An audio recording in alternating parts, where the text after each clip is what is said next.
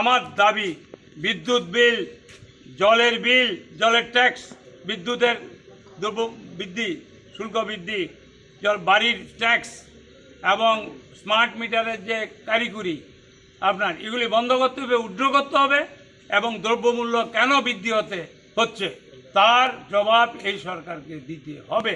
এরা যদি মনে করে এখন কংগ্রেসকে তারা দাবিয়ে রাখবে, দমন পীড়ন করবে, সরকার কিন্তু চিরদিন থাকে না। আপনি মনে রাখবেন, স্বাস্থ্য, অর্থ এবং পাওয়ার সব সময় থাকে না। আমি স্বরাষ্ট্রমন্ত্রী মানিক সাহাকে বলবো, ডক্টর মানিক সাহাকে বলবো, আপনি উপযুক্ত ব্যবস্থা নিন, আপনি উপযুক্ত ব্যবস্থা নিন। কি হচ্ছে, পুলিশেরকে আমি দায়ী করি না, ওদেরকে ব্যবহার করা হচ্ছে কংগ্রেসের বিরুদ্ধে, জনগণের বিরুদ্ধে। এটা সুব্যবস্থা করতে হবে, আমি দাবি রাখছি। আমরা এক চুনো নড়ব না, আমরা আমাদের কথা। এটা কি এআইসিসি একটা লিফলেট, এটা জনগণের যে দুরবস্থা সেটা আমরা বলছি। আমরা তো দাঙ্গা করছি না, আমরা তো এই করছি না। ওই দিন যদিও আমার মিটিংয়ের উপর হামলা করেছে, আমাকে মারার করেছে, হত্যা করার চেষ্টা করেছে।